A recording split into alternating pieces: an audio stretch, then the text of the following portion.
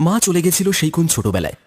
তারপর জীবন বলতে হোস্টেল আর বাড়ি, আর গরমের ছুটির কটা দিন আমার কাছে গরমকালের দক্ষিণা বাতাসের মতো ছিল।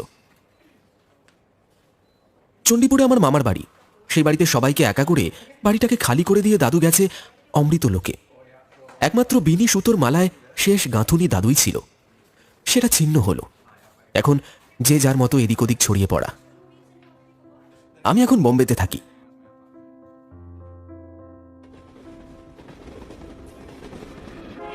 বড় মামার ফোনটা পেয়ে টিকিট পেয়ে আসতে আসতে 3-4 দিন লেগে গিয়েছিল। দাদুকে শেষ দেখা দেখতে পাইনি।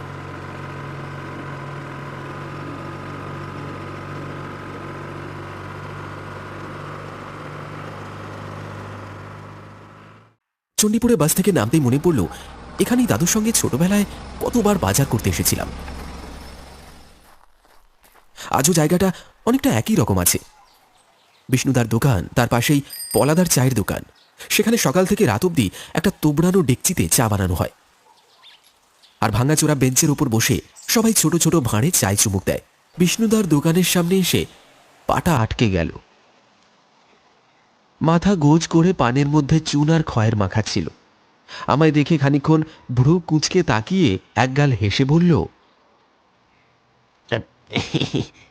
গোপাল, ম্লান হেসে বললাম,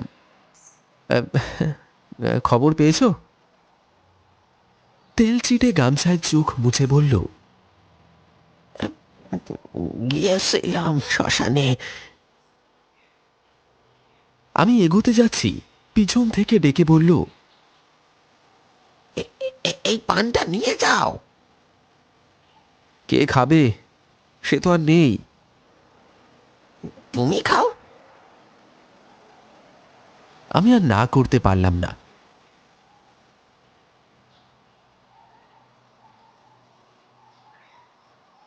রাস্তার পাশে ছানার জল পড়ে রাস্তাটা একেবারে কাদা কাদা হয়ে গেছে। মহিমের মিষ্টির দোকানে গরম কড়াই চাপিয়ে তাতে কচুরি ভাজা হবে। আমার ছোটবেলাটা কেমন যেন বায়োস্কোপের স্লাইডের একই রকম দৃশ্যগুলো বারবার চোখের সামনে দেখাচ্ছিল। আল পথ ধরে হেঁটে মাঠের মাঝখানে আসতে ঝমঝমিয়ে বৃষ্টি নামল।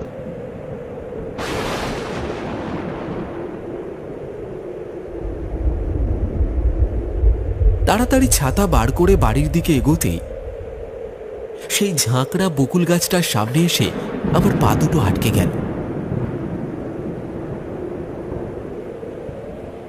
গাছে একবার একটা ঘুড়ি আটকে গেছিল। দাদু কত কষ্ট করে সেই ঘুড়িটাকে পেড়ে এনে দিয়েছিল।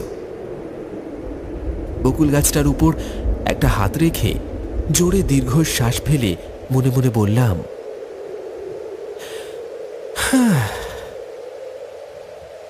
তোমার সঙ্গী যে তোমায় ছেড়ে চলে গেল। কতগুলো শুকনো পাতা উপর থেকে ঝরে পড়ল। আমি ওখানে দাঁড়িয়ে বৃষ্টিতে গাছটার দিকে তাকিয়ে আছি। ঠিক তখনই বাড়ির ভেতর থেকে কারোর গলার শব্দ শুনতে পেলাম, গোপাল, ভিতরে আয়, বৃষ্টিতে ভেজিস না।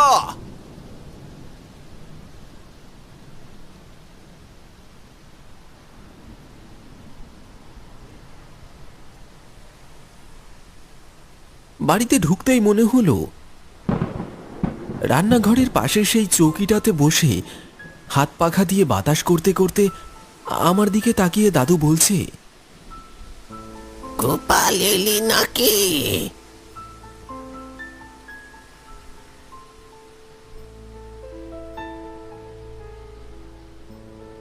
সবাই নানান কথা জিজ্ঞেস করছিল, কিন্তু কারোর কথার উত্তর দিতে ভালো লাগছিল না।